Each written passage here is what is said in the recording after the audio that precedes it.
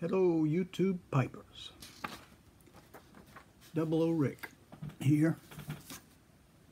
Put the sign up. I think I'm supposed to be looking on that side, and I keep looking at the red dot to see if it's running, but I should be looking over here. I'll try and do that. It's something you got to get used to, I guess.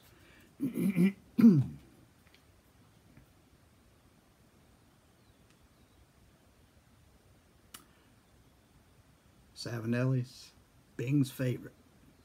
Seems to be my favorite too. Carter Hall. About down to the bottom of this bowl here.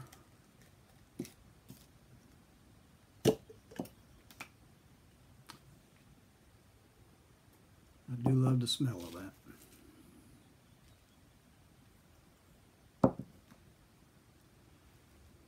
Alright, I'm here for the Codger Challenge. I'm not sure which one this is. I think I've made about 10 of these things now. And like I say, I'm kind of surprised that I've been at it as much as I have. You know, one of these days I'll get organized. I don't know when. Well, I've lost my tamper. Tamp it. I know where it is. Excuse me for just a second.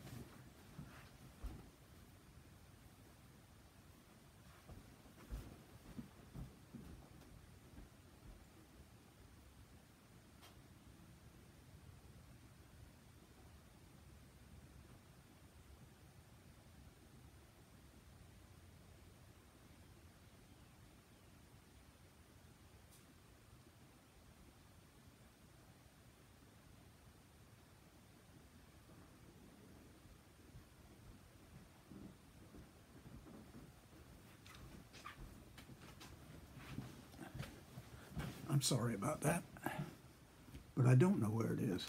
I thought I did, but I don't. Can I go on without a tamper? Ah. That's what happens when you become a codger. You lose track of things. You go in the other room and forget why you went there. I do that all the time.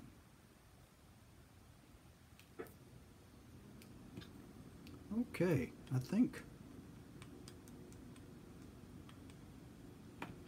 I've stomped that down good enough. Let me put what's left of this into the jar.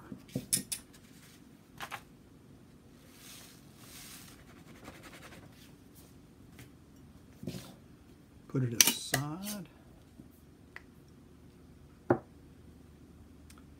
And we're going to try and light this and keep it lit.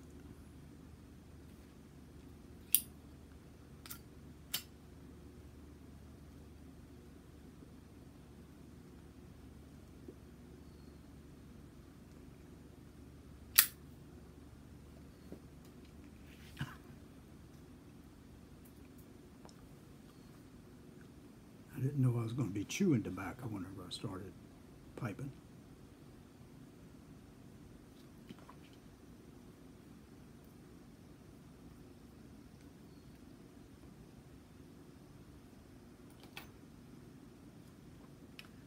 I hadn't planned on doing one of these today, but I had the good fortune of running into an old friend on Facebook.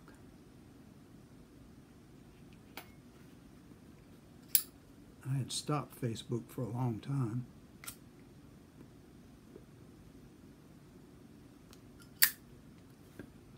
but went back on just for that reason, to reconnect with some old friends.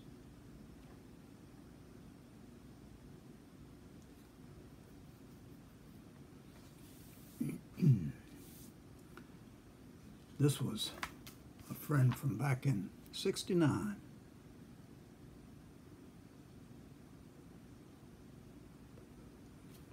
I was a young second lieutenant going to his first base in Panama City, Florida.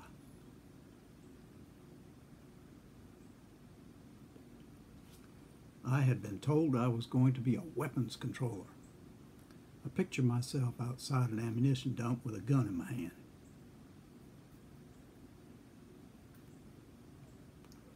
But it was different. When I got there, they put me in school, put me in front of a radar scope, and taught me how to fly pilots into the enemy planes and shoot them down.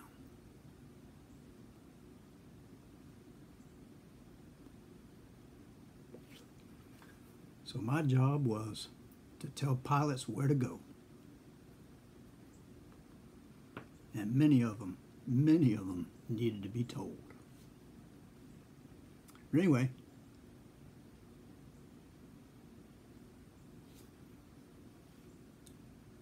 one of the instructors was a lieutenant also. And he was looking for a roommate because the one he had was being stationed somewhere else. So I went up to him and asked him if it was true he was looking for a roommate, and he said yes. I said, well, I need a place to stay. Can I take you up on that offer?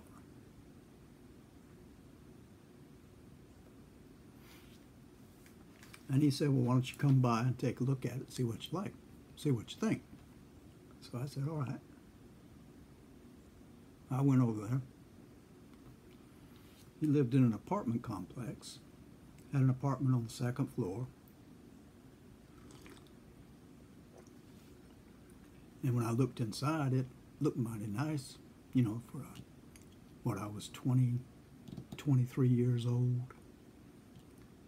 fresh out of OTS, a second lieutenant, knew everything. And I said, yes, I'd like very much to take you up on that offer. So he said, okay, and I moved in.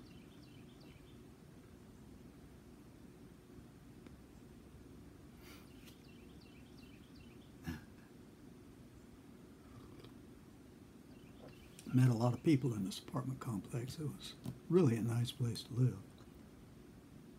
All of us young folk, we had, I keep thinking it was 4 girls that lived next door in the apartment right adjacent to ours. But I'm inclined to believe now it was only 2. Pretty girls. Everybody was pretty back then, you know.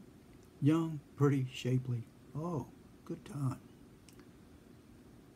Well, my good friend, First Lieutenant Ed,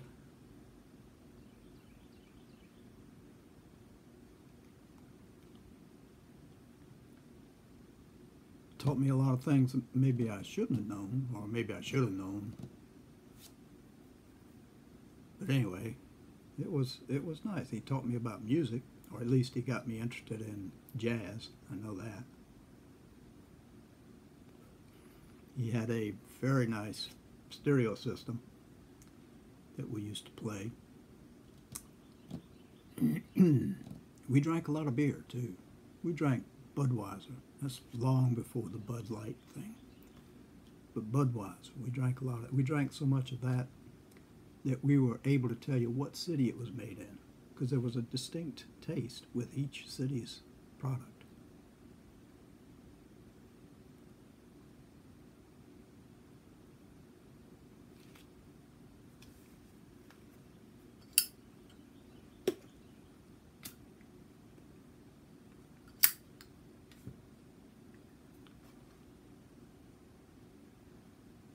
We brought a lot of beer back to that place.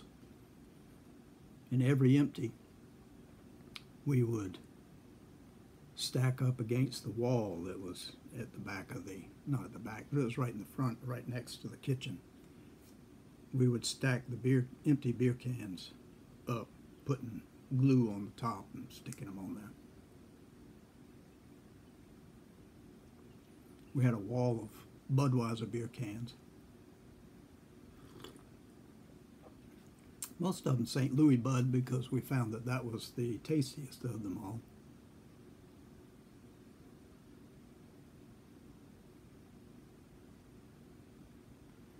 We used to play tricks on the girls next door.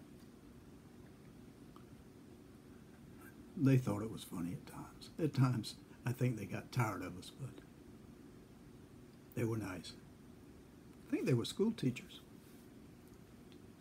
And they put up with us.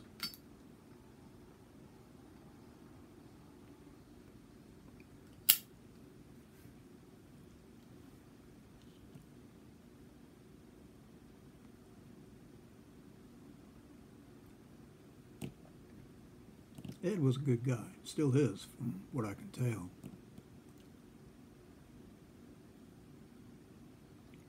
He didn't recognize me from the photo on Facebook, but he almost recognized the name. I mean, it's been, what, 48? No, almost 50 some odd years now.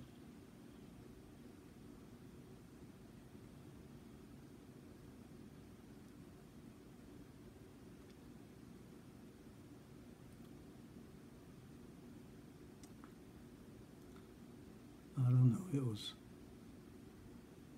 was just a good time. I was trying to think of the things we used to do, but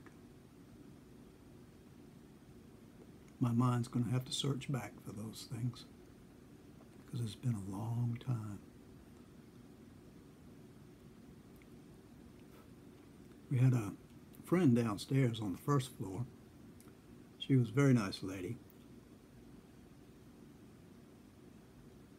She introduced me to the girl that I eventually married.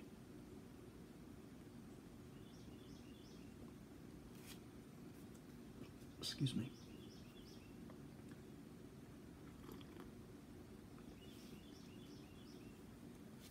I can't get over how young we were. Too young to get married, but we did anyway.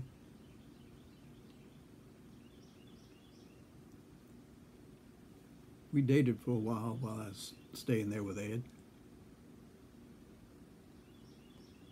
Ed was dating a pretty girl that was very much in love with him. And she would cook dinner on occasion. One particular dinner she cooked, and I remember it, and it was good. I couldn't believe it. I couldn't believe I ate it. She made ground beef, did not cook it, but wrapped it in grape leaves. Some sort of Italian dish, I think. And we ate that. And I was surprised how much I liked it. She was a sweet girl. After I got out of the military and came back to Charleston, she had moved from Panama City to Charleston. I don't know what happened, though. We lost contact. She and Ed broke up. And then I got too serious with the girl I was with, and after getting married, we had to get our own apartment. Couldn't stay with Ed. Ed didn't want us, a old married couple, with him. And with that, Ed and I lost contact, because not long after that I was sent to Iceland. But I recognized Ed's picture on Facebook. It was that smile I recognized. It just rang that bell up in my head, and I said, that's him. Or else it's his son, because he didn't look as old as I do. He looked much younger. So I wrote him a note on Facebook and asked if he was the person that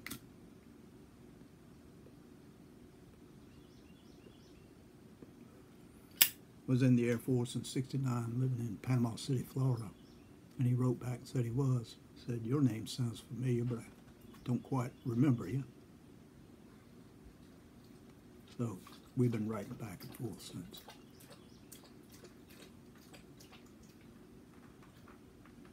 He had a picture of his wife and his family. lovely lady, and his family looks good too. Good genes, I guess. Well, it looks like Hunter's up. I'm not sure what. You want to go outside? He just ignores me, lays down. If he wants to go outside, he'll be over here whining.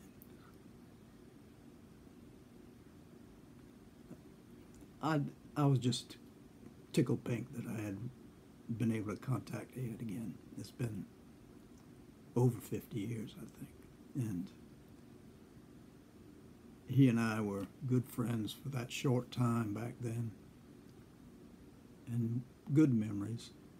Good memories.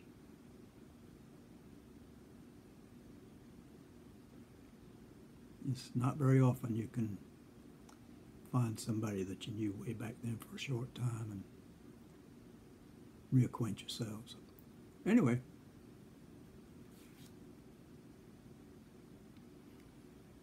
it's late. I've never done one this late. And it's time to say this is the codger challenge. One more video. Paladin Piper. All for you, buddy. And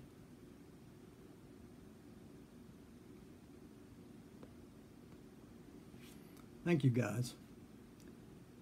Hope you're all doing well. And guess I'll just say God bless until the next time. Bye-bye.